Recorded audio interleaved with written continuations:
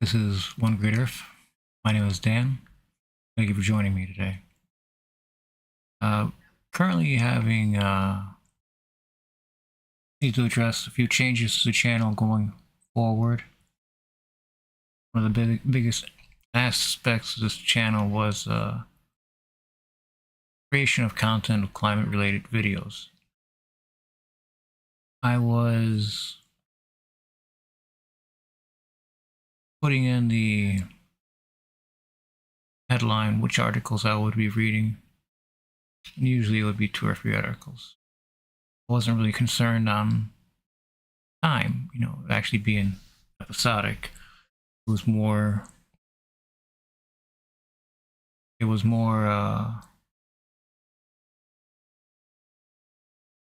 soon as I got content related together, but that took a lot of work, and it was very draining. And going live 2 or 3 times throughout the day with enough content to fill up something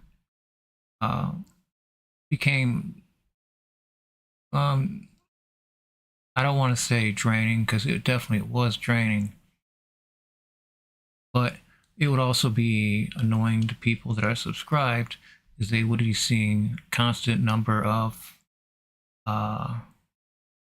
updates, and by the time they look at my channel, I vary my live content going through so far back as only a couple of weeks, but doing 2 or 3 live shows a day. That means that I was varying my own content, and to be able to produce better quality content, I would need to have a longer form instead of being worried about 20 minutes or a half hour. I can just really take my time in getting into these stories, especially when they take time to sink in. Because not all stories are the same, not all stories are happy, not all stories are going to make sense. But that's where we find ourselves. We're trying to find something that makes sense in this world.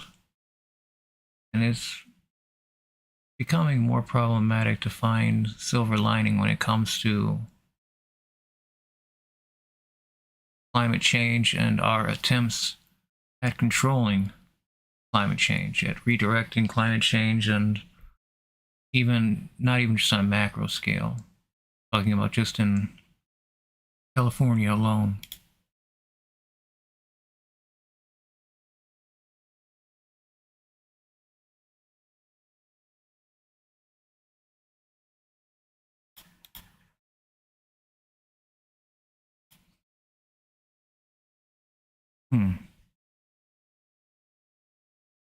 I have the tab somewhere.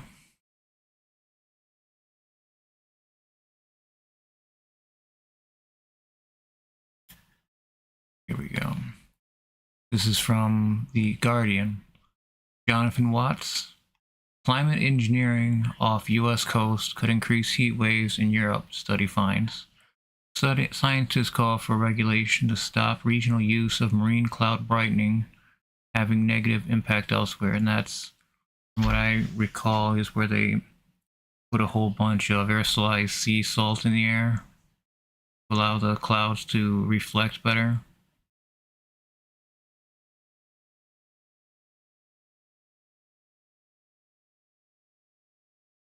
A geoengineering technique designed to reduce heat temperatures in California could inadvertently intensify heat waves in Europe, according to a study that models the unintended consequences of regional tinkering with a changing climate. The paper shows that targeted interventions to lower temperature in one area for one season might bring temporary benefits to some populations, but this has to be set against potentially negative side effects in other parts of the world and shifting degrees of effectiveness over time.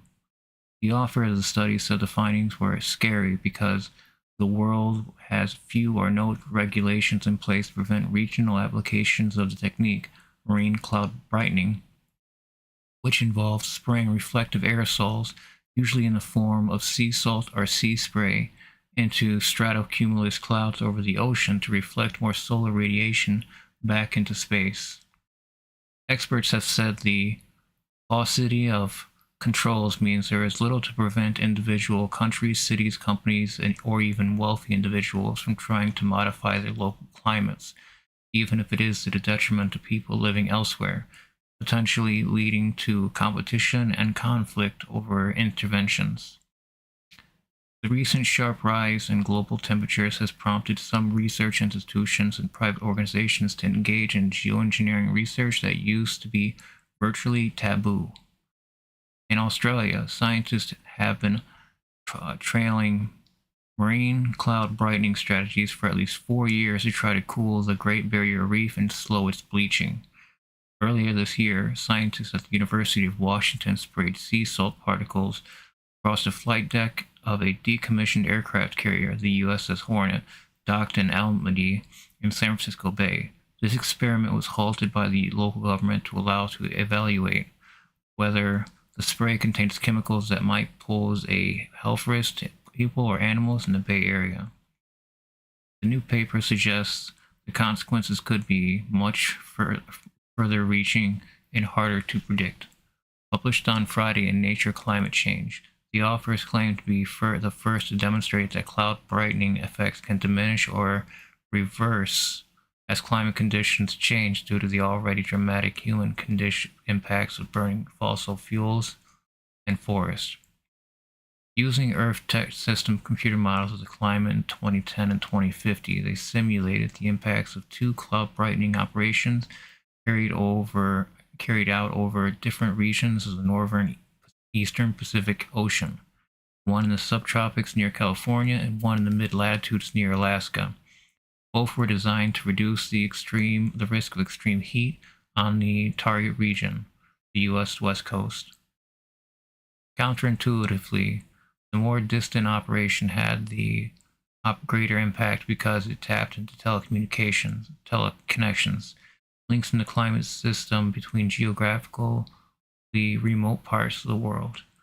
2010 simulation suggested the operation near Alaska would lower the risk of dangerous heat exposure in the target region by 55%, equivalent to 22 million people days per summer, while the closer subtropical test would cause smaller but still significant gains of 16%.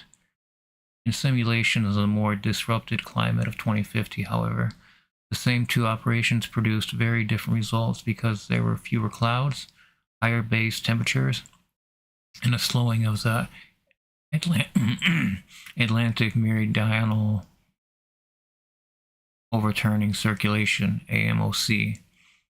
Under these mid-century conditions, the operation near Alaska would have a drastically reduced effect on relieving heat stress in the western U.S., while the subtropical operation would push temperatures higher, and the opposite of the desired result. Consequences outside the target's region were also markedly different between 2010 and 2050. At the earlier date, the simulation suggested Europe would also be cooled by the marine cloud brightening in the North Pacific. However, by 2050, the local cooling operation would increase heat stress around the world, particularly over Europe, as a result of slowing of the Atlantic current. Our study is very specific, said Jessica Wan, who is part of the research team led by UC San Diego Scripps Institution of Oceanography. It shows that marine cloud brightening can be very effective for the U.S. West Coast if done now, but it may be ineffective there in the future and could cause heat waves in Europe.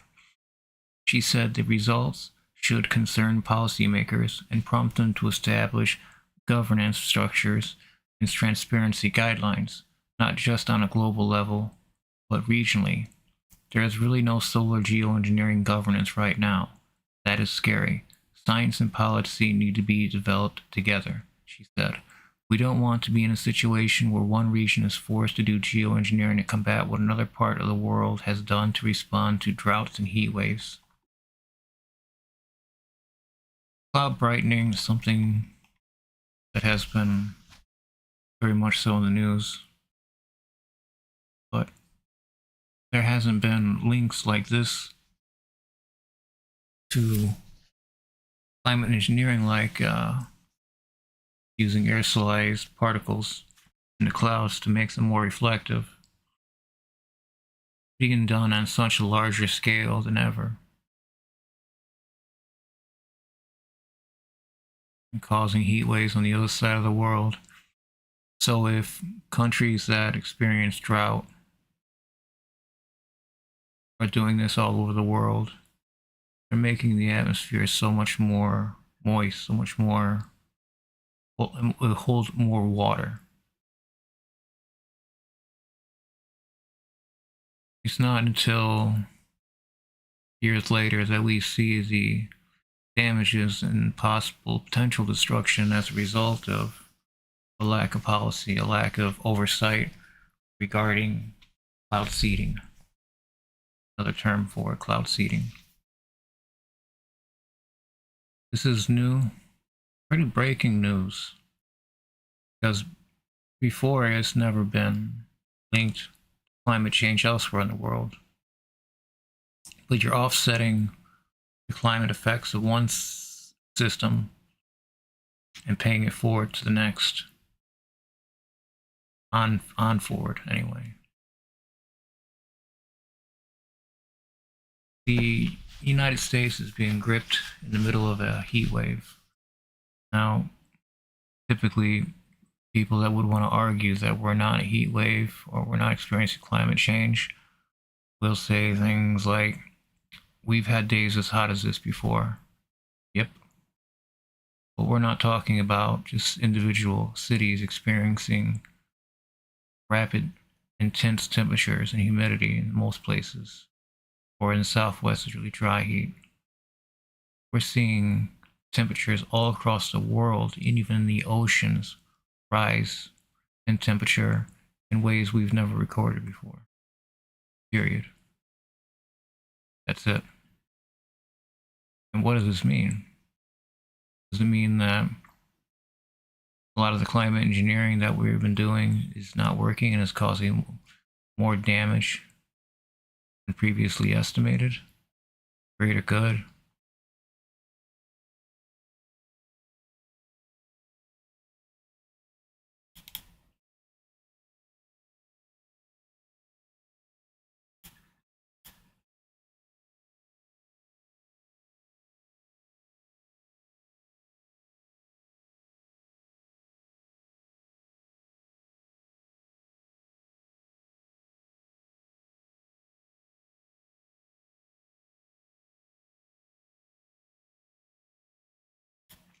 Now, I'm not going to read this entire article from New York Times, but just to bring it into attention as the reason.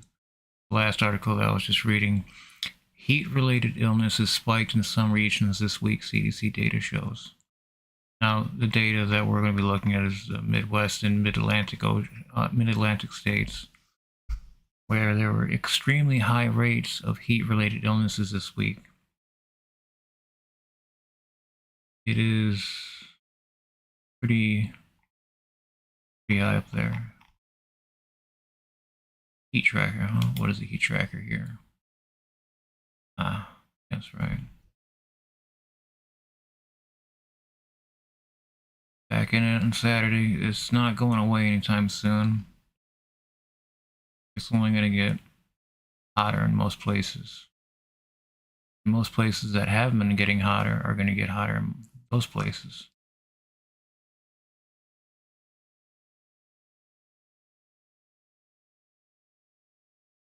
But it's all related. Flooding in the Midwest, heat-related illnesses in the Midwest, and heat-related waves.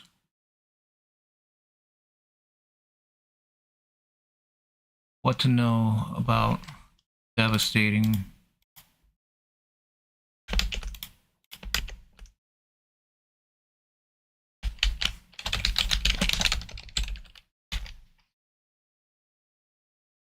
St.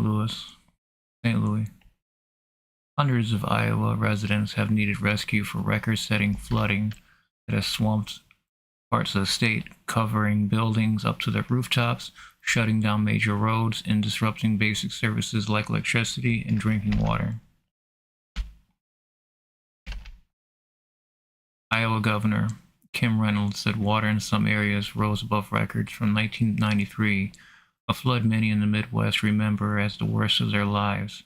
Floodwaters were so powerful they pulled down a train bridge connecting North Sioux City, South Dakota, with Sioux City, Iowa. The water is expected to be at its highest early this week. In some places, it has already passed. And then the crest of the river will move south, eventually into the Missouri and Mississippi rivers.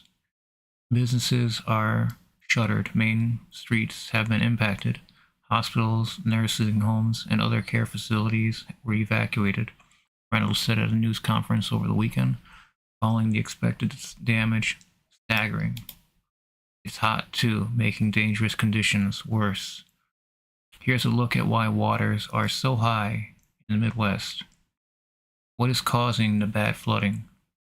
Torrential rains. In a 3-day stretch, Sioux Falls, South Dakota, received about 7 inches of rain. In Canton, South Dakota, roughly 30 miles to the southeast, 18 inches of rain fell. In Iowa, some areas since Friday got as much as 15 inches of rain. It has been just around after round through the month. And then recently, we've had a few big rounds, said Joseph Bowers, a meteorologist, said with AccuWeather. Hot air in the northeast has directed the path of storms through the Midwest, according to Shel Winkley, a weather and climate expert with Climate Central, a nonprofit focused on climate science. With that big high-pressure system over the east, that kind of helps steer these and slow those systems down, specifically to where we've seen the flooding over the past few days, he said. In the most recent rounds of heavy rain have fallen on wet ground. When soil is wet, it can't absorb as much new moisture, so more of the rain runs into rivers and streams. Flooding is a big change for a part of the country that has endured drought in recent years. Rain started to hit the region in late April and early May, according to National Weather Service hydrologist Jeff Zog. Then the really heavy rains came Friday and Saturday. There were some cases where rainfall was falling at a rate of over 1 inch in 15 minutes. And that's because just so much moisture in the atmosphere that there is a lot of moisture for the thunderstorms to ring out. We were just talking about that. What is a crest and why do they matter?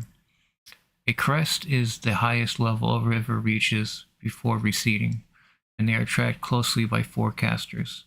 It's essentially to know when a crest is expected to hit, how bad it will be, and how fast it is traveling down the river. Because recent rains dumped extraordinary amounts of water on the region, rivers rose quickly, and crests are expected soon or have already occurred in some places. Sioux City Fire Marshal Mark Assoff told reporters that the Big Sioux River stabilized Monday morning at around 45 feet, over 7 feet higher than the previous record.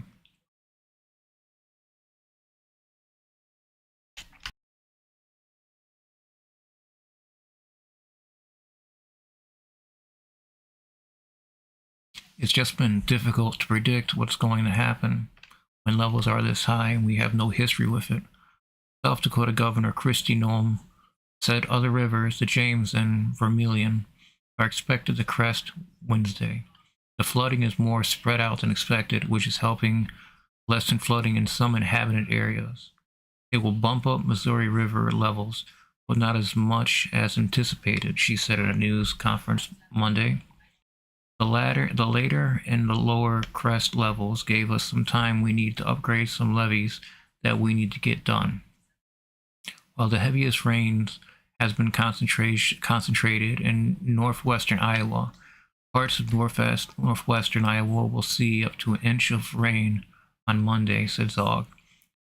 The rainfall across northern northern Iowa will take several days to make its way through the state. He said the location of the rain was particularly bad for Iowa because it has to drain through the state's entire river before exiting. Since all that water eventually drains into the Missouri and Mississippi rivers, Zog said, flooding is expected to be in those big rivers too, as well. And there is a possibility for more rain later this week. When it comes to the rainfall and river response, location and timing and the amount will determine how the river responds and whether floods will get worse, he said. Is this related to climate change? In Midwest, flooding isn't new, nor is heavy rain in June. And linking any particular big rainstorm to climate change is difficult, Winkley said. But as greenhouse gases warm the planet, the hotter atmosphere can hold more water. That means big rainstorms can pour down even more water, overwhelming sewer systems and flooding downtowns. Plus, bad floods are growing more common, he said. The extremes are becoming more extremes. Here in line more about, because also you have to assume that when water warms, it expands. So warm water falling into cool water, warming it up, will cause expansion, cause water level to rise.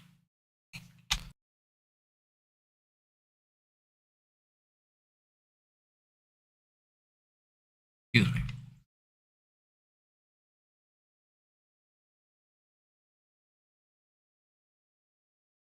There is a multitude of factors when there is parts of a valley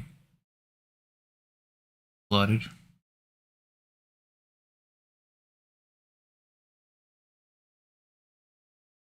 But this is more serious. This is from BBC 5 hours ago. Nadine Yosef. 1 dead and hundreds of homes destroyed in U.S. Midwest floods. 1 person has died in South Dakota, and hundreds of homes have been destroyed in Iowa during flooding in the upper U.S. Midwest. All the water just getting up to the rooftops of these buildings. The mud especially, this water is just muddy. Some rivers in 2 states reached record high levels as up to 18 inches of rain fell in some areas of the weekend. The risk of storms and floods will persist on Monday, the National Weather Service says. Elsewhere, tens of millions of Americans are still living under alerts due to a scorching heat wave. This is expected to shift to the southeast, mid-south, and central and southern plains this week, the NWS says. Scientists say extreme weather events are becoming more frequent and intense as a result of human-caused climate change, fueled by activities like burning fossil fuels and cutting down forests. Heat waves have become more frequent and intense globally since 1950, says the UN's climate body, the Intergovernmental Panel on Climate Change. In her update on the flooding on Sunday, Iowa Governor Kim Reynolds called the situation catastrophic and declared a state of disaster in 21 counties. About 250 water rescues have been conducted so far, she told reporters. I can tell you the devastation is severe and is widespread, she said. She added. Drone footage posted by regional officials showed homes and buildings almost completely submerged with only rooftops visible. Hundreds of homes have been damaged in the town of Spencer, where the water level gauge has completely submerged by water and a sewage plant was deluged. South Dakota's governor, Kristi Noem, declared a state of emergency herself, warning that the worst of the flooding was expected on Monday and Tuesday. Around 4,000 residents in Rock Valley, Iowa, about 50 miles southeast of Sioux Falls, were forced to evacuate after the Rock River rose to an all-time high. Residents in the region were left without clean running water as floodwater contaminated the wells. The flooding stranded some people and animals in the city early on Saturday, prompting helicopter rescue operations. The heavy storms come as other parts of the U.S. continue to deal with a week-long heat wave that has surpassed daily temperature records in some cities. Now, it's important to say in some cities, but we're talking about from like Dallas to Cincinnati. Talking about heat waves that are widespread, not just regional, not just in a small area, not just in a few cities, but entire states. A third of the country, half the country, really depends on which day we're looking at what time. What hasn't changed though is the Southwest is baking under 100 plus degree heat, while the Northeast and the Midwest are also receiving extreme heat while with a more moist atmosphere. It is a lot of rain that can come down, is what we're saying that can happen with climate change. Is how many times can we hear, I've lived here for decades, and it's never rained like this before. No, it probably hasn't. The person isn't wrong in saying it.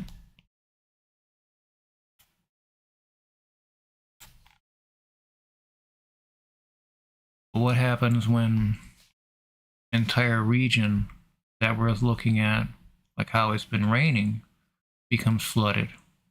When we're seeing, entire states become waterlogged. Let's say Tennessee. What happens if 2/3 of Tennessee receives record flooding? And what will they do? What could they do? Same could be said about other states, low-lying states, Missouri. Also, you have states like Wisconsin, Michigan, Ohio. These states that have lakes, that have water, or are next to water, can see a lot of erosion.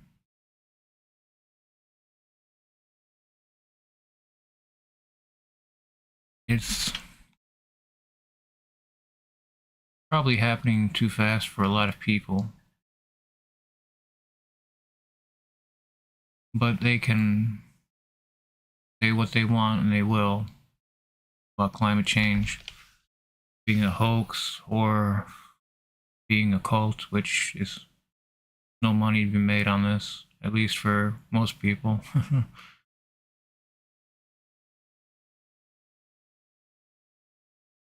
We're looking at a lot that happens with temperatures rising and the atmosphere able to hold more moisture. It really is just luck of the draw who gets that amount of rain that will fall. And it's not looking like normal. We're not seeing places that are normally that are deluged. We're not fighting back. There is no fighting back. How do we fight back? Is it progress in industry that is causing all the chaos? Are we able to put manufacturing on hiatus for even a month, see how the world reacts, how the world responds, its health? I don't think we could. I don't think we can stop this.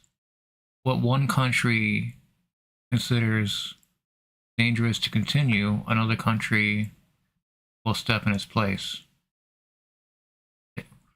It's not pessimistic, because that's how it always has been. When there is a market available, people will exploit it.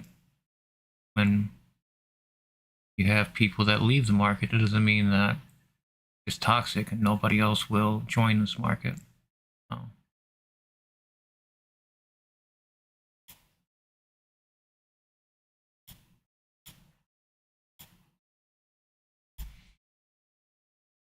This is Minnesota, Mankato. Live updates. Rapidan Dam in imminent failure condition. The Rapidan Dam. Am I saying that wrong? Rapidan Dam in south central Minnesota is in imminent failure condition with accumulating debris and flooding along the Blue Earth River. In an alert notification, Blue Earth County Emergency Management added, "We do not know if it will totally fail or if it will remain in place. However, we determined it was necessary to issue this notification to advise downstream residents and the correct regulatory agencies and other local agencies." The dam is intact. No evacuations ordered. Anyone who is in immediate danger in regard to the Rapidan Dam has been notified, the sheriff's office said. The dam is currently intact, and there is not an evacuation order in place for Blue Earth County residents. Below is the view of the dam at 1:30 p.m. Tuesday from Fox 9 reporter Bob Olson.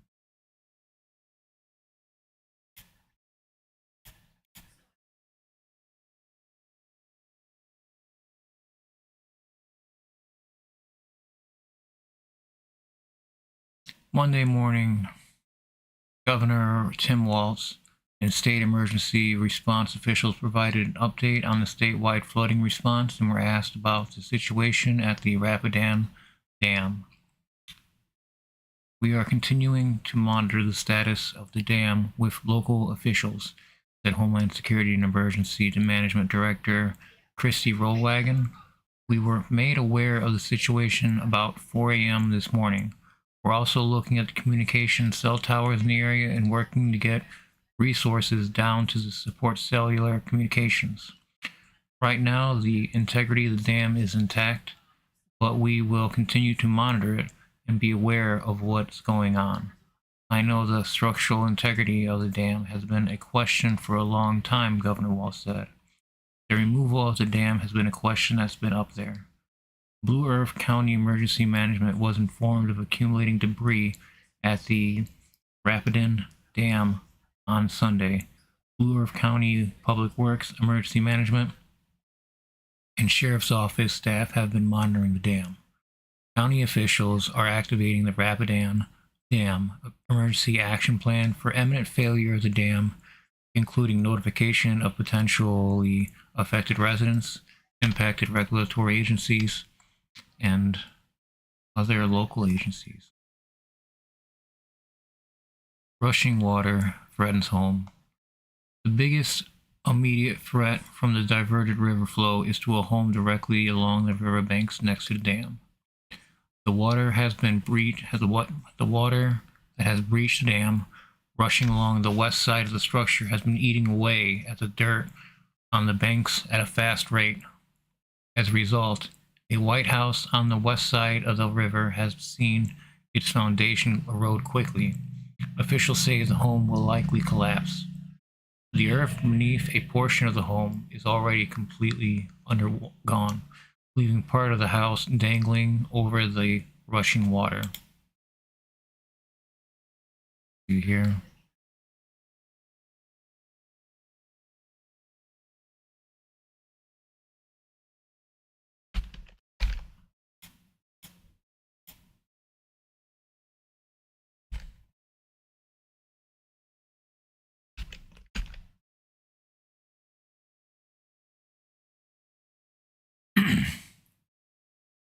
North Mankato builds levee. All 169 ramps closed. According to the Minnesota Department of Transportation, all exit and entrance ramps at Highway 169 Lookout Drive in Mankato and North Mankato are closed as the city constructs an earthen dike in this area. The city of North Mankato clarified that it is building the levee as a precaution and to protect lower North Mankato. No evacuations or preparations from residents are needed at this time. North Mankato City Administrator Kevin McCann says the work is being done out of an abundance of caution. Even before the water would get to this dirt, they'd have to rise up 4 feet, so we're well protected. McCann says if the dam were to break, water levels surge 6 inches to 2 feet initially. Power outages. Xcel Energy reported that its substation at Rapidan was washed away in the flooding. Xcel reported just under 600 power outages in the area as of 10:30 a.m. Monday. Crews are on site working to deploy a mobile unit and return service to affected customers. See them working.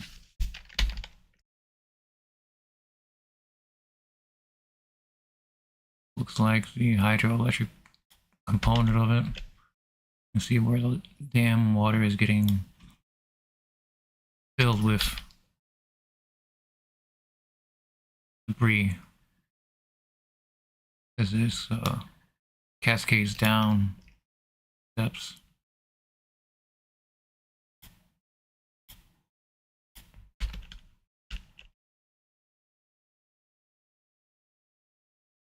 Bridge closures possible. County Road 33 and County Road 90 bridges are being closed, monitored for debris passing downstream and may be closed if necessary. So these bridges are getting kissed by water and debris is filling up. That can be very, very detrimental to the bridge. Safety and foundation integrity of the bridge. You get this beat on by elements that normally aren't that high. This is a lot. South Central Minnesota highway closures. Highway closed. This is a lot of closures. Highway 60. I'm not gonna read them all, but it's a lot of highway closures. I used to work County Road Commission, and closing down highways, or at least just even getting one lane to work on, was one of the most dangerous things I think I could involve myself in on the job when I worked there. People didn't care. They could make eye contact with you and still just nearly miss you each time. And you're out there just in, a vest, trying to make a best of it. So having to go down and close down all these highways is a lot of work. It's a lot of work. Especially if these highways are flooded. And these highways aren't going to be clear of water anytime soon. It just keeps scrolling. Massive amounts of outages, statewide flooding. It's not just one city to one dam, but it is statewide flooding in Iowa. This is what we've been talking about with Midwest flooding. The Midwest water levels getting to be dangerous. Okay, so it does have highways open, portion at least. Minnesota DOTS will continue to monitor flooded highways and bridges and open them as soon as it is safe to do so.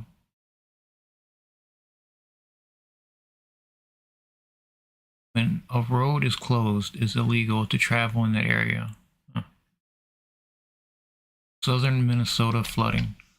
The Rice County Sheriff's Office shared drone footage showing a substantial amount of water well beyond the banks of the Cannon River. Once the water recedes, cleanup efforts will begin. Until then, the county is asking residents and business owners to email details about any storm-related property damage. That information will be used to get disaster relief from both the state and federal governments.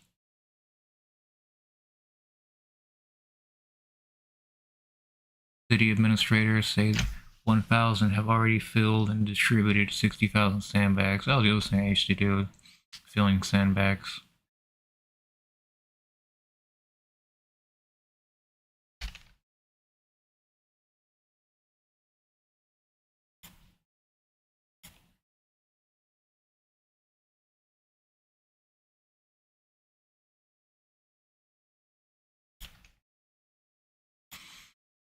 Let's see, I got a video of it.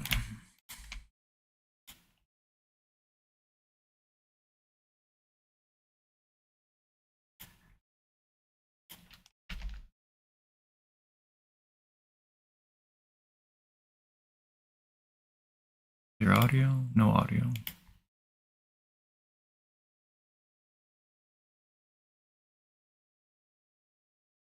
It's freaking, that's a lot of power. So it looks like what I was reading.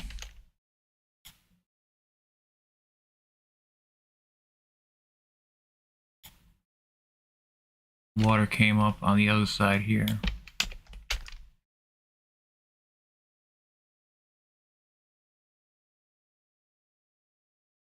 Water rose up, took out this bridge.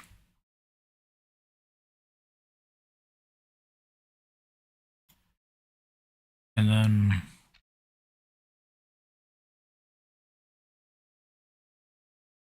massive amounts of erosion. This is that house here in that article that we were just seeing. And you can see how much ground is still here. Now, when we see this White House here in that image, all this right here is gone. We can see the inside of the basement of the house. There's a lot that happens here, and it's a powerful amount of water that's causing massive amounts of erosion to an area that was rather free from these kinds of massive currents.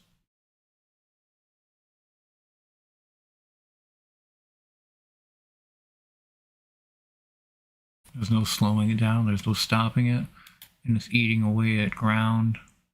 Trees gonna fall in. This is a disaster. This is a massive disaster area. Especially while the dam still holds, it's still raging like it was coming down a spillway.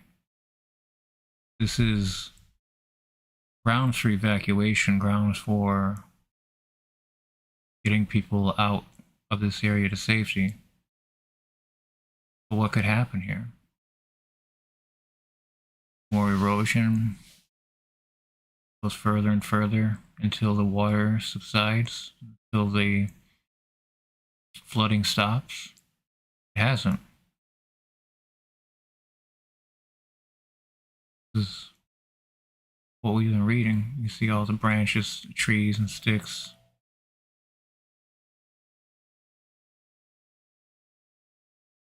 It is a massive geoengineering feat that it would take to reestablish this earthen dike here. The moisture. So is it like every dam that is earthen like this eventually is going to fail? They're all going to fail at one point or another. And it's like the one dam in Michigan and Midland that failed. It isn't the concrete part that fails, it's the earthen part that is built up that eventually fails. And that's what we're seeing right now here. As the actual dam itself still stands, it's like the water is going around. Water will find a way. Water is very powerful. It can carry a lot of very heavy things in it, and it can cause a lot of battering on bridges, on foundation, cause erosion at unprecedented levels. Like, this is probably just a few hours here, but this is still raging here.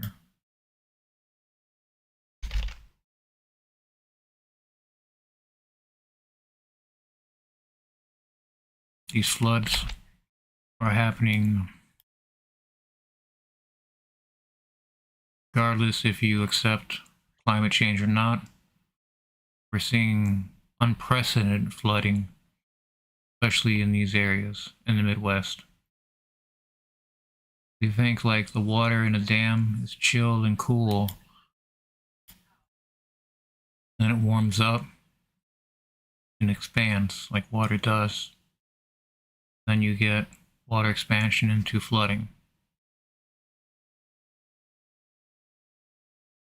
Expansion of water directly linked to its temperature and its level.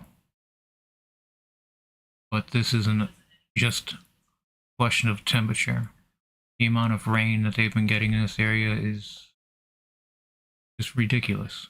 There's no pump, there's no modern pump that would be on site that would be able to handle it. In any case, regardless of how they would have handled this situation, there was no avoiding all this water spilling out into the river. But it looks like this entire dam here was obliterated by this huge wave of running water that eventually is going to erode and erode and erode further.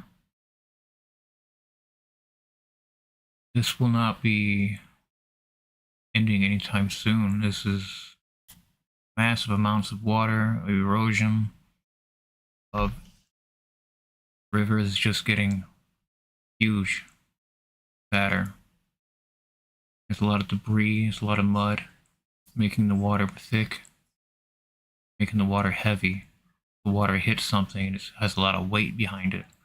So bridges affected in the area would also be devastated. This looks like a bridge here that was just recently devastated too and carried away.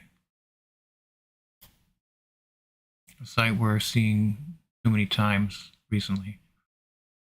Bridges that are just collapsing due to widespread flooding. When I worked county, I've seen bridges go through a lot. I've seen bridges develop holes because flooding reached a point that is kissing the bridge on the underneath.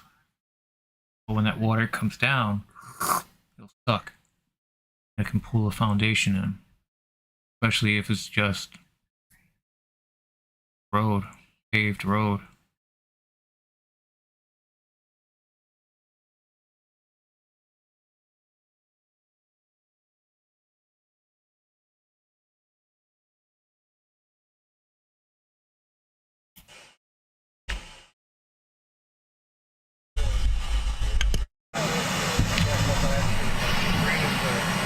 So I guess it's that house that collapsed, or looking to collapse. Yep, this is that house.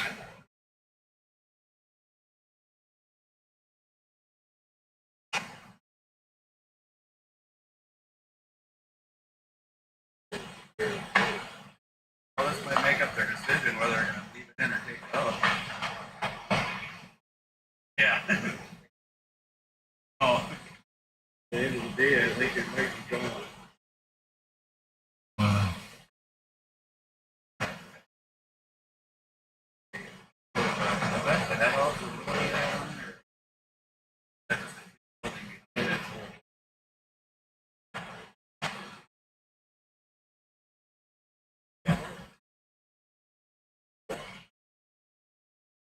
Huge, powerful.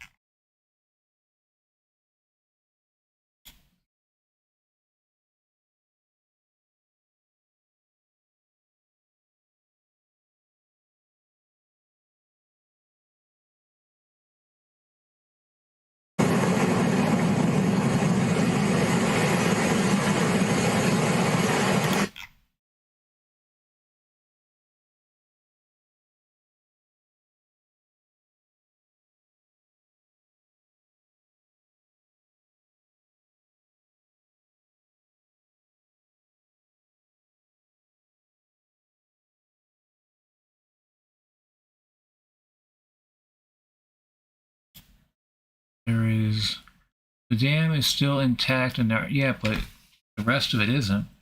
Because the dam is intact, you know, it doesn't mean it's experiencing the same consequences of dam failure. And this just leads to more rescues because there isn't an evacuation until it's too late. This, the Blue Earth County Sheriff's Office Dam is still intact, and there are no current plans for mass evacuation.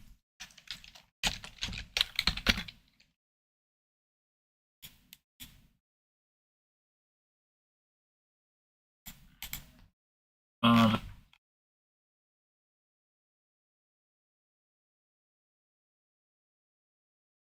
just reading your comments here, John Jones. Hello. Wager by design. I don't see any way to make changes for survival long term that wouldn't all cause massive unrest in first world countries at this point. Yeah, because it would hurt their bottom line. And as we've been seeing, you can't mess with their bottom line. Boeing, you mess with their bottom line even though you're trying to protect people. It's just the world you live in. You can't do the right thing. The right thing to do is always going to be wrong. It's always going to be what situation it presents itself. And those nations would rather let others suffer while burying their head in the sand than address this, that's for sure. Especially that we're seeing record amounts of rainfall, record heat exhaustion, heat stroke, heat related illness. And it's the 13th month in a row, the hottest month on record. And we're not talking about just individual cities being the hottest on record. We're talking about entire states, regions, the Northeast, the Eastern Seaboard, South, Midwest, just blazing, unparalleled heat. And it feels like the sun is just burning the back of your neck at all times.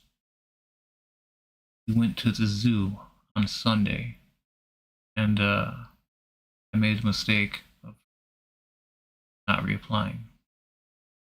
You just carry it with you. I think we left the bag in the car, or bottles of water, which, I should have taken in hindsight, because a $6 bottle of water at the zoo,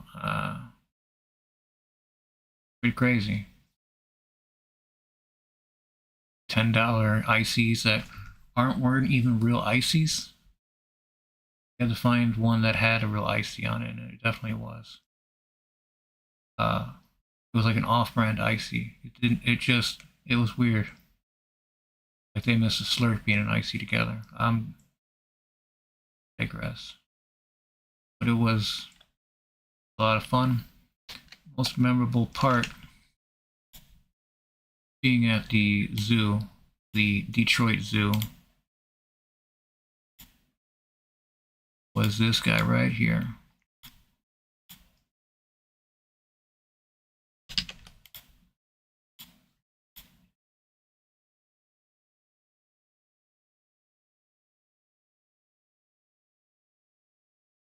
This male peacock, it's male because of its feathers. Female peacocks can fly, and male peacocks cannot really. So this bird was just pacing, his long feathers just cruising over the ground. Just absolute beautiful bird, reptilian legs for lizards.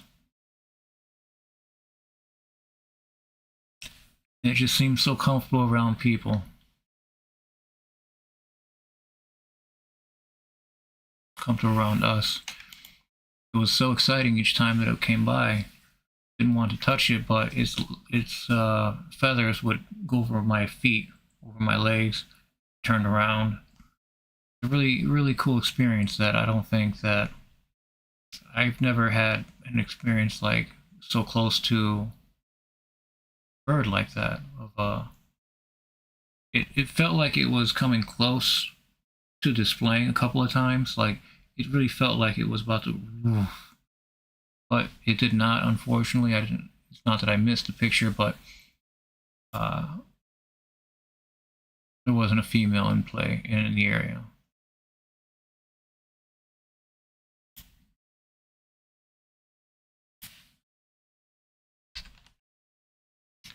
So I'm sorry for that digression a little bit there.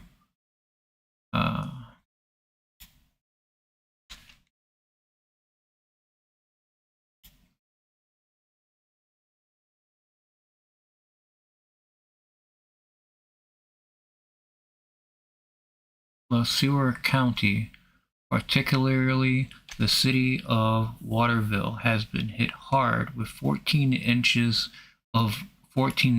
inches of rainfall, which the governor's office says has put local lakes and the Cannon River at uncontrollable water levels. Senators Amy Klobuchar and Tina Smith, along with Congresswoman Angie Craig, visit the area on Sunday to survey the damage and vow to do whatever they could to secure federal resources to help communities recover. Historic flooding in Waterville, Minnesota, Iowa, just statewide flooding happening between two states at least that I can see. There's a dam in jeopardy. There's a partial failure of the earthen-built dam. It looks like it collapsed a bridge, brought down the hydroelectric part of it. So it's very serious. They have not been evacuating, and I think that's a mistake. Looking at that video, it is only going to get worse and worse as the erosion spills out further and further. All those trees are in jeopardy as well. A lot. That home that came down, along with bridge. It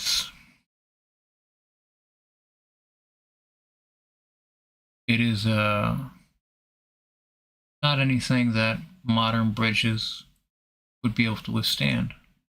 The amount of debris that had to have been up there to push on the bridge, underneath the bridge, just beating on it, too much to handle.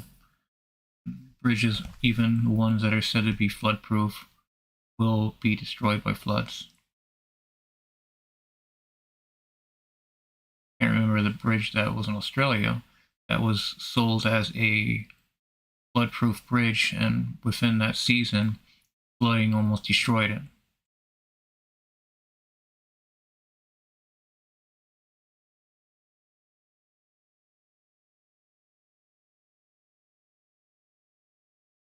A Florida man, I'm sorry.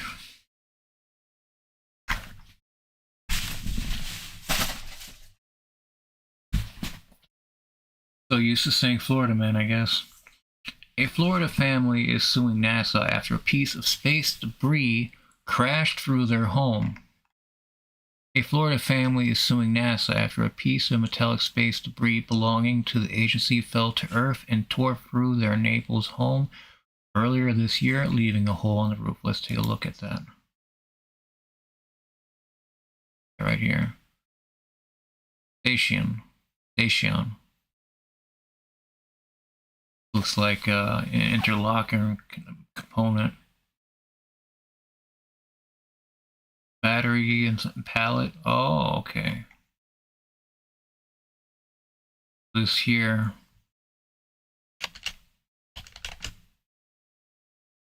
Giant 5,800 pound pallet full of batteries from the International Space Station that they pushed out, and it was going to orbit. Pushed out in 2021. Yep, 2021. And this is thought to have orbited around the planet until it starts descending into the atmosphere where it would burn up. But unfortunately for these people, it did not burn up due to it being so heat resistant. The March incident was a startling rare instance of man-made material from orbit making its way back to our planet's surface intact and landing in a populated area, and it raised questions about who is responsible when space debris causes damage on Earth. Space debris is a real and serious issue because of the increase in space traffic in recent years. My clients are seeking adequate compensation to account for the stress and impact that this event had on their lives. Worthy noted that the 19-year-old son of homeowner Alejandro Otero was in the house at the time of the incident, but was in a few rooms away from the impact and was unharmed. They are grateful that no one sustained physical injuries from this incident, but a near-miss situation such as this could have been catastrophic. The claim against NASA, which was filed last month, seeks damages including non-injured personal property damage loss, emotional and mental anguish, and other damages. In an email, NASA Public Affairs Officer Jimmy Russell said it would not be appropriate for NASA to comment on a pending claim. The agency said in a blog post in April that a space object recovered from the Alteros home was involved in a March 2021 operation aboard the International Space Station. At that time, NASA released a 5,800-pound cargo pallet of old nickel hydrate batteries that it expected to orbit Earth for 2 to 4 years before burning up in the atmosphere. But the agency said it believes the material that landed in Florida was a 1.6-pound metal alloy stanchion from NASA flight support equipment. NASA remains committed to responsibly operating in low Earth orbit and mitigating as much risk as possible to protect people on Earth when space hardware must be released, the agency said in April. Worthy said NASA would be held responsible for damage caused by space debris in any other country under the international agreement known as the Space Liability Convention. But space law expert Mike Sundall told NPR in April that the law is less clear when material belonging to NASA lands on U.S. soil, making it a domestic legal issue.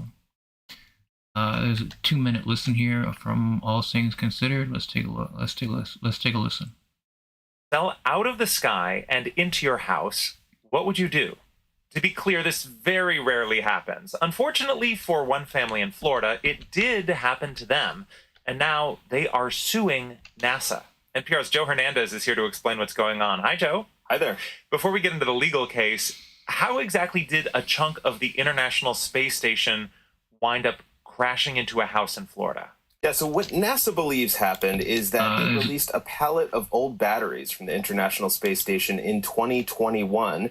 They expected that to orbit Earth for a few years and then burn up when it re-entered our atmosphere. But they think this 1.6-pound metal alloy stanchion from NASA flight support equipment stayed intact, and that's what landed in Florida. My colleague Bill Chappell looked into whether something like this had ever happened before and found that actually, yes, objects from space have made it back to Earth. There was a Soviet satellite that disintegrated over Canada in the 70s. There was a meteorite that hit a woman in Alabama in the 50s. She survived. But typically, if an object from space doesn't burn up when it enters our atmosphere, it lands somewhere on the ground or in the ocean. So this case is pretty unusual. So really bad luck for this family in Florida, and now they are suing. What do they actually allege in the lawsuit? Well, the family's attorney says NASA should be held responsible for what happened. They're seeking to be compensated for property damage that wasn't covered by insurance, the emotional toll of this whole ordeal, and other damages. It should be noted that the family's 19-year-old son was at home at the time of the impact, but wasn't hurt. And their attorney says basically that space exploration is increasing, and this is a real issue that needs to be sorted out. What does NASA say about it? Well, NPR reached out to NASA about this lawsuit, and a spokesperson said it wouldn't be appropriate for the agency to comment on a pending claim. All right, as rare as it is for space junk to crash into a house, a lawsuit over it is even rarer. So what are legal experts saying about this case? Yeah, well, they're saying that it's pretty unique. The family's attorney called it precedent-setting. NPR spoke to Mark Sundall, who's director of the Global Space Law Center at Cleveland State University. And he said the U.S. is part of an international agreement that would make it liable for damage its space debris caused in another country. But since this landed on U.S. soil, it could become a domestic legal issue. If it turns out to be part of NASA's module, part of the U.S. module, then the international law no longer applies. It becomes a domestic legal issue, and homeowner would have to bring a tort action against the federal government. So from a legal perspective, this case seems to be getting into some pretty unexplored territory. And in the meanwhile, you're not recommending we all go out and buy space junk insurance in case something crashes into our homes? Not yet. NPR's Joe Hernandez, thank you. You're welcome. Very interesting. And now more from what is a stellar precedent set.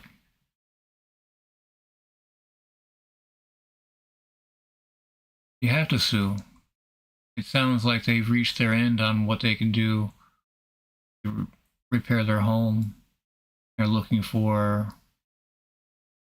Well, we already heard everything. So, what is that going to be the case?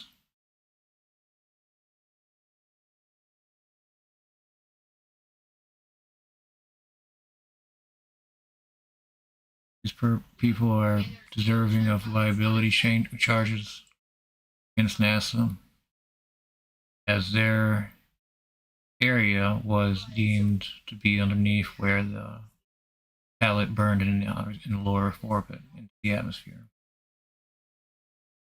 But that just shows you that what burns up in the atmosphere isn't completely vaporized, that aluminum, all kinds of different metals and toxics, chemicals are released into the atmosphere as a result of this in the burning.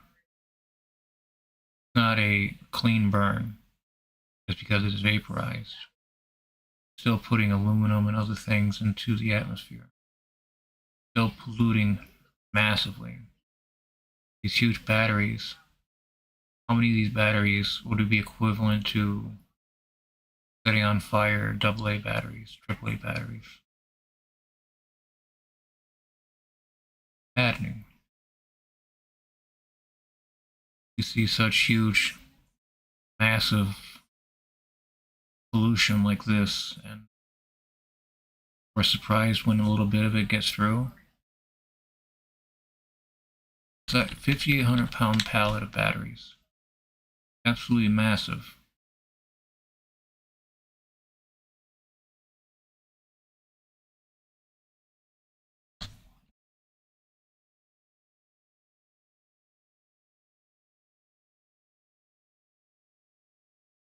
This is from Prison Reports by Ray Levy Ueda. For Palestinian cooks in the U.S. For Palestinian cooks in the United States, highlighting the importance of olives is a matter of cultural survival. Israel's deliberate destruction of olive trees threatens Palestinians' life and identity. Now, I just did a little bit of a short on this. That 47,000 trees so far have been destroyed. 47,000 olive trees, some of them centuries old. Really don't start seeing the fruiting of an olive tree until it's nearly 100 years old. So them removing these trees from the world is not okay by any stretch, but this is going into the cultural importance of Gaza's olive trees. When Marcel Ephraim was growing up in Silver Spring, Maryland, his mom would buy bushels of raw olives for preservation. Sitting in the family's garage, they would clean and pit the olives before packing them in a salty brine. His mom distributed the olives to extended family and friends. 6,000 miles away from Palestine, it was one way of being there. Ephraim's grandparents were born in Bethlehem, south of Jerusalem in the occupied West Bank. Exiled and made refugees in the 1948 Nakba, his grandparents immigrated to the U.S. by way of Syria and Lebanon. A generation later, his parents adapted Palestinian food and lifeways as a means of holding on to their heritage. But there was assimilation, a hiding demanded by anti-Arab and anti-Palestinian American culture. The restaurant run by his parents was branded as Mediterranean or Middle Eastern, never Palestinian. But in 2021, when Ephraim started to pop up concept of Shabi Babi, meaning my youthful people in Arabic, he refused to hide. The signature smoked chicken, a recipe inspired by what his grandfather usually made during the olive harvest season in Bethlehem, is lathered in a blanket of Palestinian spices. Taboon, a kind of Palestinian bread, is bathed in olive oil before heading into the oven. I shed so much of my notions that I tried to live by, trying to believe in these Western ideas, trying to assimilate, that it really has no point in time benefited my people as a whole. When it comes to my food work, there is just one focus, my people. Ephraim has never been to Palestine, but the lifeblood of Palestinian culture, olives, is ever present in his food. Though the recipes are different from what his grandparents would have made, this too is part of the story Ephraim wants to narrate, that of separation and returning. One is forced upon and one is chosen. Survival is the through line. Food in America is essential to cultural survival, but Ephraim's case, the recipes are tools of memory making. They send out a radio signal as to say, we're still here. Isn't Israeli food mostly just renamed Palestinian food? It was really intentional for me to make food that was a narrative of my upbringing, Ephraim said. I never call my food authentic or traditional. I don't even really know what that means when I'm how many years away from my homeland. I'm just kind of telling my own story on the plate, my story of diaspora, while carrying the essence of the story of forced migration. Olive trees really are the center of Palestinians' world. Food is a first line of defense against erasure and cultural dispossession. A very powerful statement. Food is a first line of defense against erasure and cultural dispossession. Food rejects the corrosive assimilatory politics of American culture, a thinking that says anyone can come here, but once here, you do not belong to anywhere else. Food makes and is identity. For Ephraim and others, cooking Palestinian food and highlighting the importance of olives keeps Palestine on the tongue. Even to say the name Palestine and to insist that there is a cuisine rooted in place and nurtured by a people can be revolutionary. Israel, which has maintained a colonial apartheid state for more than 75 years, insists that Palestine does not exist. Part of Israel's nationalist self-conception is an effort to erase and replace any semblance of Palestinian life, starting with the land. The 1948 war, a war on Palestinians many say never really ended, gave a fledgling Israel control of more than 75% of Palestinian land. Israel gave Hebrew place names to cities and roads, terrorized and expelled whole neighborhoods, and crafted laws that provided legal coverage for taking land and moving into abandoned homes.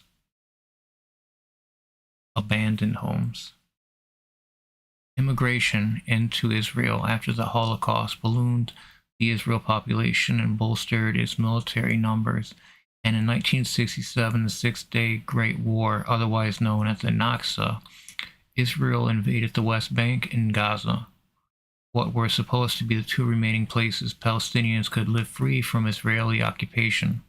For decades, Israel has forbidden the development of infrastructure by Palestinians and blocked access to grazing lands. Since 2000, around the time of the Second Intifada, the Israeli military has ramped up attacks on olive gardens, groves, and orchards, along with other agricultural lands. The attacks were deliberate, said Miriam El-Jaja, the general manager of the Arab Group for the Protection of Nature, an independent organization dedicated to the environmental protection against all threats, including war and occupation. It was very clear that trees had become a target. In the years following the Second Intifada, Israel has uprooted and destroyed 3 million olive and fruit-bearing trees. This is devastating, said Al-Jaja. About 100,000 Palestinian families rely on olive trees as their sole source of income. She said that because of violence during the harvest, farmers in the West Bank lost $11 million USD in revenue from the 2 million olive trees that weren't picked, exacerbating already dire conditions of food and economic insecurity. The ecological consequences of such extreme desertification are also of concern. as Israel is turning Gaza into a desert. They're pumping seawater into every crevice, every hole they can find. This is going to have long-lasting implications of being able to live on this land for going forward.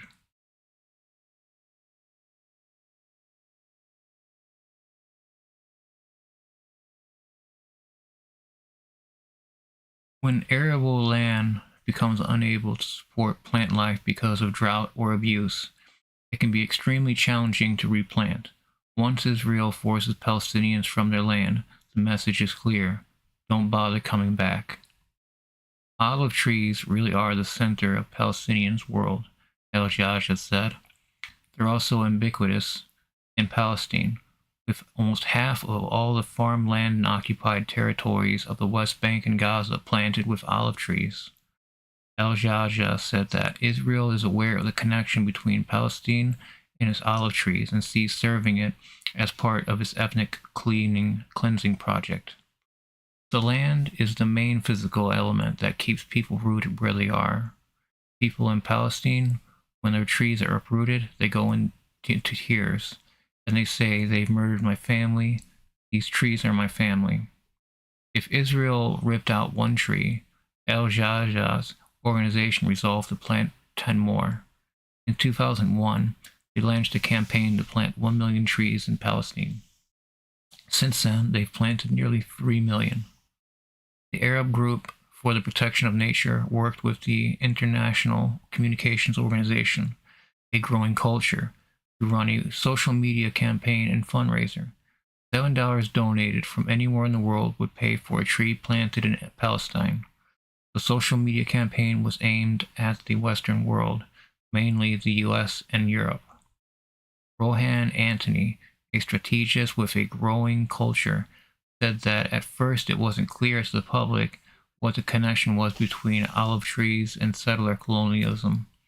That was really important to get across for us, showing that tree planting can be an act of resistance.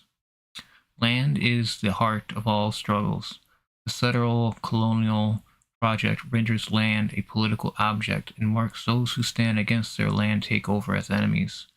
Even when the indelible connections between land and food, the latter is rarely seen as political or situated in the center of a struggle for existence. According to Anthony, many countries, including Israel, weaponize food to subjugate people and sow conflict.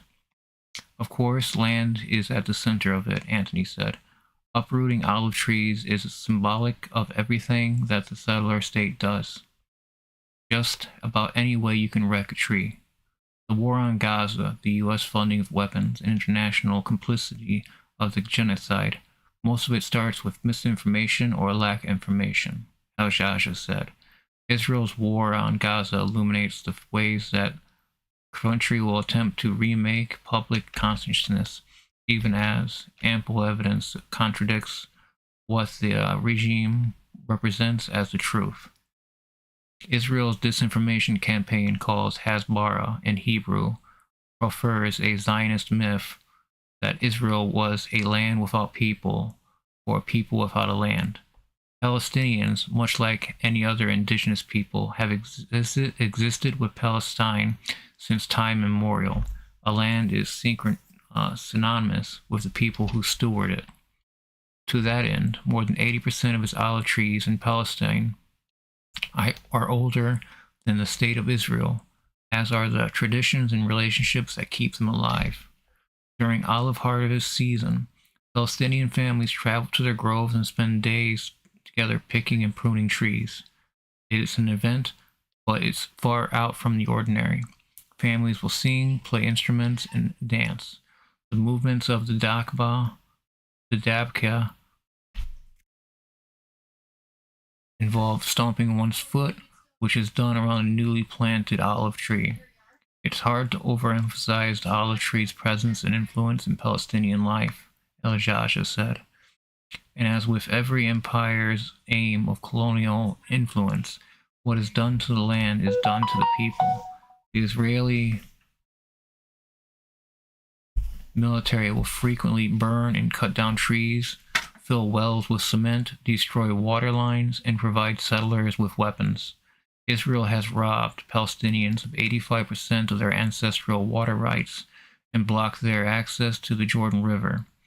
As Palestinians in Gaza have come to over-rely on the Gaza coastal aquifer due to Israel's refusal to support infrastructure expansion, salt water has leached into the underground water source, impacting the drinking water supply.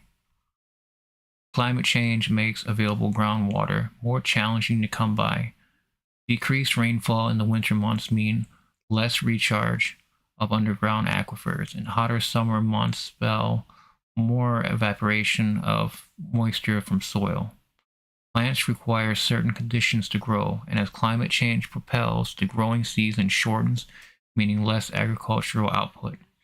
According to the estimates prior to October 7th, 1 in 3 Palestinians lacked consistent access to food because of Israel's blockade, rising to 2 in 3 for those in Gaza. Since the start of the war, no one in Gaza knows where their next meal is coming from.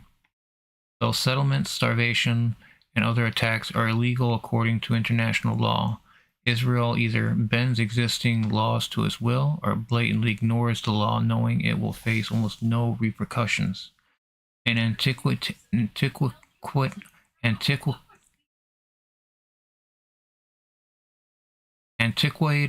law first imposed by the Ottoman Empire and later adopted by the British during the mandatory period of Palestinian states, that any land not being cultivated can be taken from Palestinians. It was used by Zionists escaping persecution prior to the onset of the Second World War, and Al-Jaja said that it's still in use today. After tearing through olive groves, Al-Jaja said the Israeli government will claim the land isn't being used and encourage construction of settlements on top of the destroyed orchards. It's gotten worse since the siege of Gaza escalated, Al-Jaja said. Since October 7th, there's been a parallel war in the West Bank, she said, an agricultural war. Under its apartheid rule, Israel subjects Palestinians to bureaucratic rules that appear aimed at making it as difficult as possible to access land. For example, Palestinians must register for the olive harvest, acquire the accepted permits, and adhere to a strict schedule of when certain checkpoints and gates are open for passage. Increasingly, settlers are armed. There are accounts of settlers shooting and sometimes killing Palestinians during the harvest. The settler violence is just unimaginably complicated and detailed and persistent. It's difficult to access medical services or education. Every single thing is made impossible, said Cassandra Dixon, an organizer with the Madison, Wisconsin-based Olive Harvest, a celebration and community event that allows Palestinians living in the diaspora to carry on traditions. The event is co-sponsored by the Madison Rafah Sister City Project, which was started by a group of Madison residents in 2003 to educate the public about Palestinian resistance and conduct solidarity work. Since 2006, Dixon has traveled to the West Bank once a year to support Palestinian families. While there, she accompanies Palestinian children to school and travels with farmers and families to the olive groves during harvest time. Her presence as a white American can help deter settler violence. During her stays in Palestine, she's witnessed Israeli settlers burning groves, slashing trees, and destroying newly planted trees. Just about any way you can wreck a tree belonging to the land. To Kamal, one of the sons of Yahya Kamal, the Baba, or father, for whom the Kansas City, Missouri-based restaurant Baba's Pantry is named, the state of Israel's propensity for destruction has never made sense. To understand the importance of the olive tree, appreciate the relationship between a family and its grove, or even feel grateful for what the tree provides, one has to fundamentally shift the relationship they have to their surroundings, from the desire to control to one of admiration. I think there is a natural intuitiveness that comes with being indigenous in regards to respecting land and belonging to it, Kamal said. You understand that your existence and everything revolves around nature. Kamal grew up in Palestine, learning from aunts, uncles, and grandparents about Palestinian food and food culture, which fruits to choose from the market, how to welcome guests into one's home with tea and sweets, and how to be with the trees during the olive harvest, eating fried tomatoes and fresh pita during rest breaks. The olive harvest was an opportunity to talk about seeds and plants, where trees come from, or how long the tree had been in the family. Israeli occupations often made a challenge out of getting the olives to a factory that could press them into oil. But Kamal said that the neighbors and friends would come together to find ways around whatever the army tried to do. He moved to the US when he was a teenager, bringing some of the traditions along. Good satar, a Levantine herb mixed usually with oregano, sesame seeds, and sumac, tastes best when mixed with good Palestinian olive oil. To him, those are the traditions that keep me connected. Very emotional, uplifting article regarding the Israel-Hamas war, people in the West Bank and Gaza that are suffering.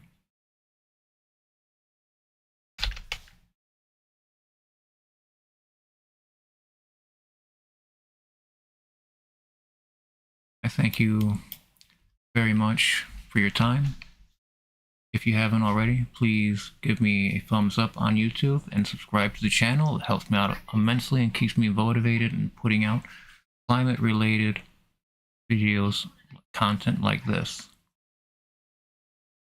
all related. It's all related in this one great planet, this one great Earth. And it's complicated. And we have to try to see the big picture and make these huge strides into saying climate change is real.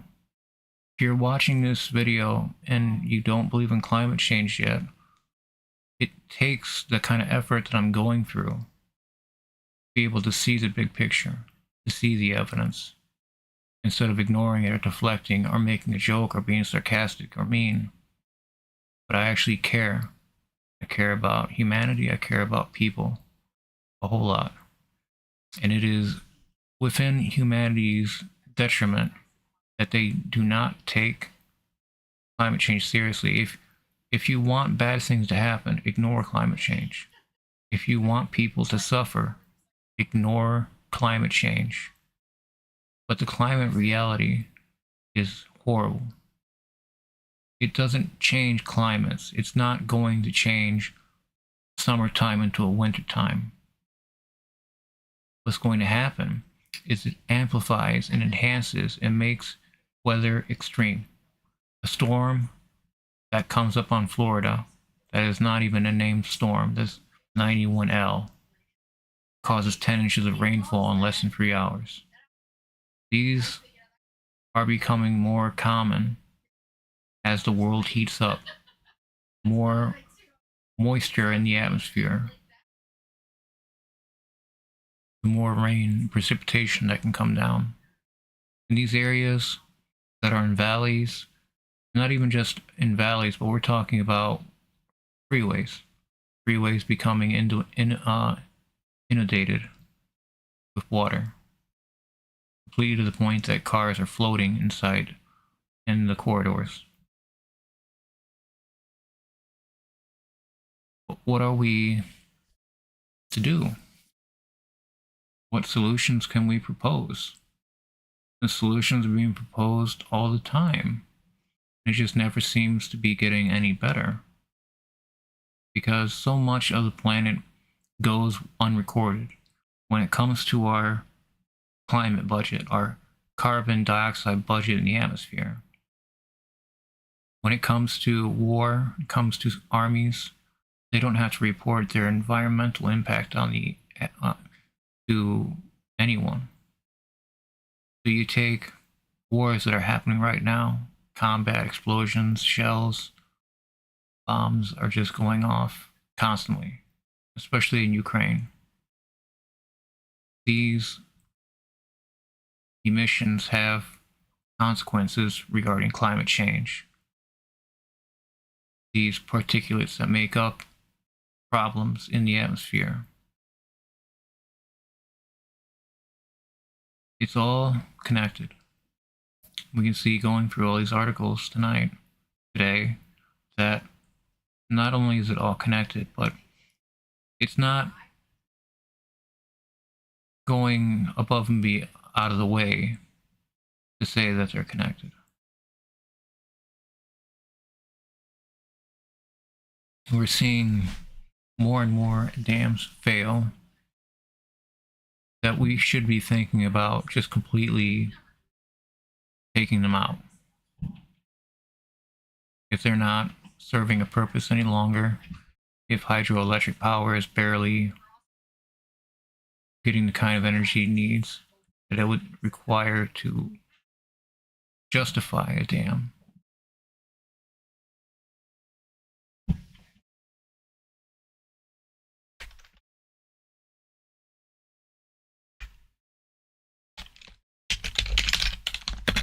If you haven't seen already, I have a Patreon. I would very much appreciate if anybody listening would hit even just the free membership tier. That alone right there would make my day. I would like to give shout outs to Mashan, Sarah, and Ashley. Thank you very much for joining. I am thinking about exclusive content on Patreon, but I'm going to hold off on any exclusive because I'm still trying to figure out the show that you're currently watching. Before, I was going live 2 to 3 times a day or night at any time, and just completely just focused on just what the headline reads, and whatever you see in the headline is what you get. And for a little while that was working until I started realizing that my content was getting buried by new content. So even after 2 or 3 days, content from just last week wouldn't have a chance at being seen by most people, because when you look on the YouTube channel page and you go to where it says live in the home tab, not the live tab, the home tab, and you have where it says live, recently live videos, that only shows the last 2 or 3 weeks. So when you click once or twice, that's it. So if there's something that people would be able to see, that would go, oh, I need to listen to that, I need what's going on there. So it's just as a next step, a next evolutionary step on this show, for the show, in the show, for the show. As I didn't really think about it as that, but having longer episodic episodes might be more of a boon, because then I'd be able to fit in more content. I'd be able to look at more things during the day instead of trying to find the next stream. Okay, 2 or 3 times a day. That was becoming a lot. I don't know if I have the energy to continue that, because I probably would have lost my voice at some point, as I was last week, talking so much. But reading is more what doing. I'm curating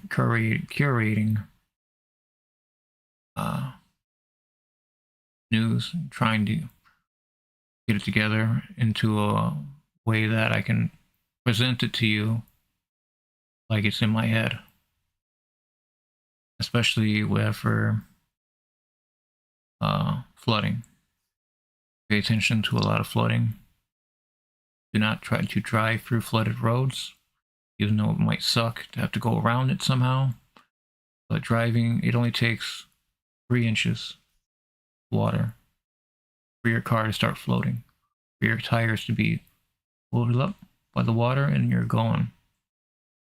3 inches of water. Now you see some of these areas, like, and we were just talking about the flooded areas, we're getting 8 to 12 inches of water. That would fight you. That is terrifying amount of water. And you get into the areas that are waist deep to areas that are even higher. They're overhead, that are 10 feet. These valleys that people live in, where the water is just going to keep accumulating to the point that, you know, you need to evacuate, mandatory evacuation. And to be able to come back and try to clean is never the same.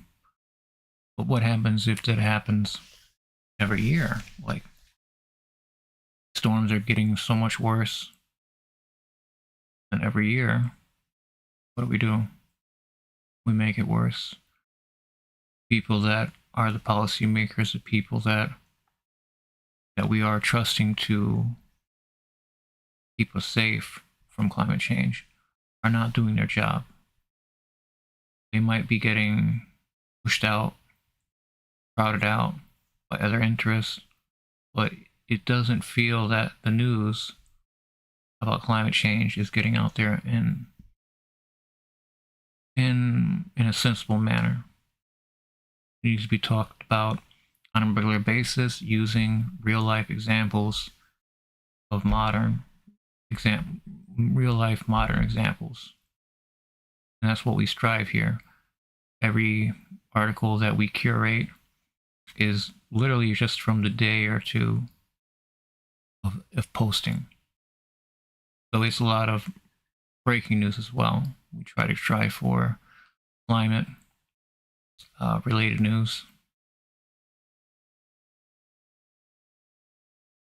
It can be vague, but that's the whole point, is that it's purposely vague because there is so much that can be covered, so much that can be talked about. And especially recently, there hasn't been any slowdown in climate change for me to take a break. Sunday, I took a break because I really thought I was losing my voice after streaming on the last week. Like I said, like I'm streaming 2 or 3 times a day, and not every stream is always 20 minutes or 40 minutes or an hour and a half.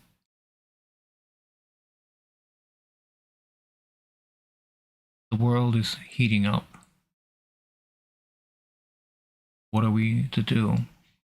People that understand and accept what is happening and see it, the trends. What are we to do? Wait for the next big flood or the next giant heat wave that pushes temperatures in the southwest and northeast up to over 115 degrees? What are we to do?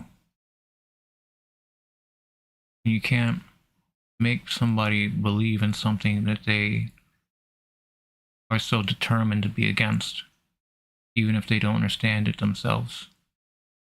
The people that have been cultified into completely throwing up their hands whenever anything climate change is referred to.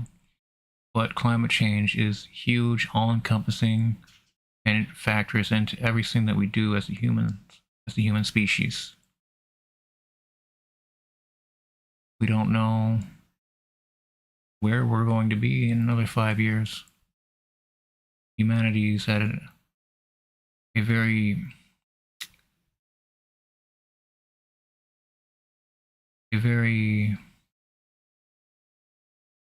how to put this, frankly. Humans put themselves at great peril over the last few years. And it is my understanding now that we're out of time. But what we're going to be seeing, what we're seeing now, is only a matter of time till it becomes the new normal. But the new normal can't be extremes, you understand? People cannot survive in the extremes. I remember when it was Death Valley that recorded temperatures over 115 degrees Fahrenheit. Now you have that temperature growing throughout California and the Southwest. You have fires that are growing throughout California.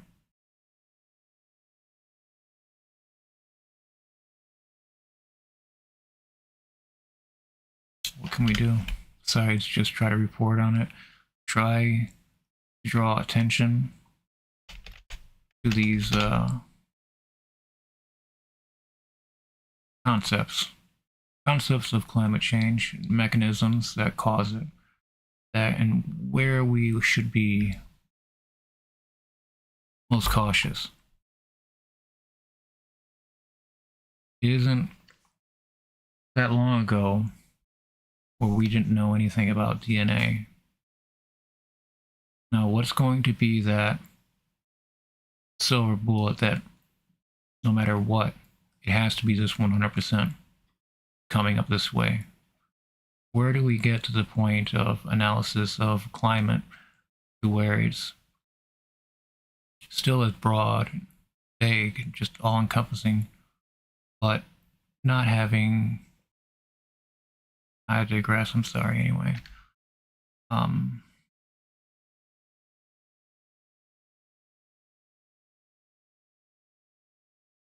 Not a question about if climate change is real or not.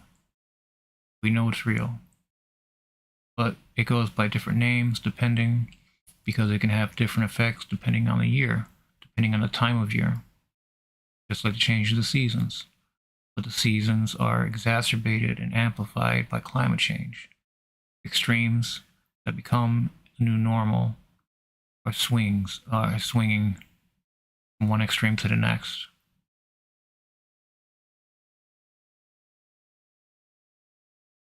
We're in trouble. And it's not that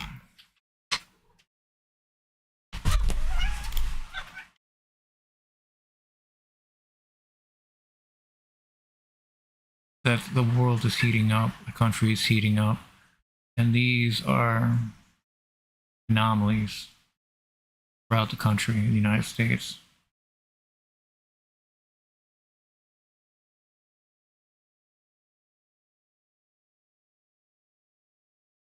It's not cooling down anytime soon.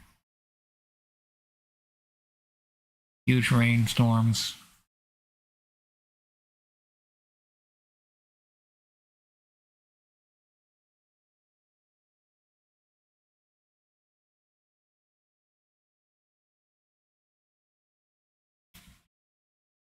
There's a lot of rain. Johnson.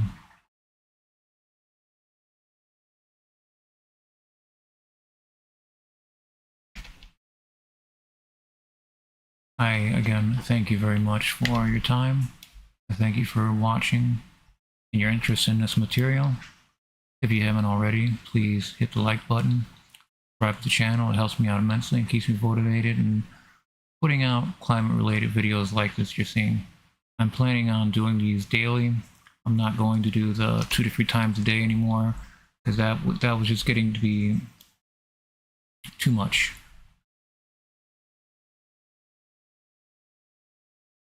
Again, thank you, and please take care.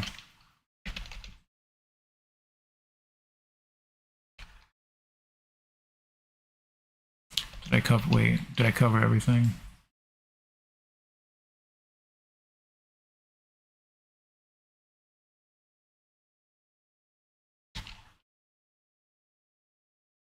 Take a look at cameras in California.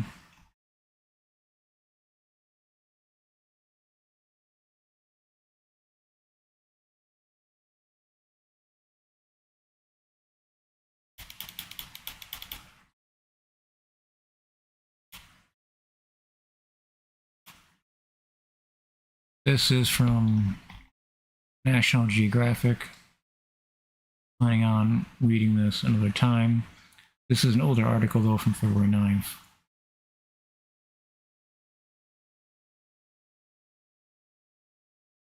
I'll read this another time.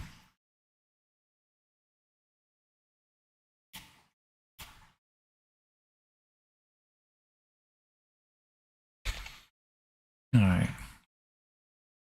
I thank you again. Please take care.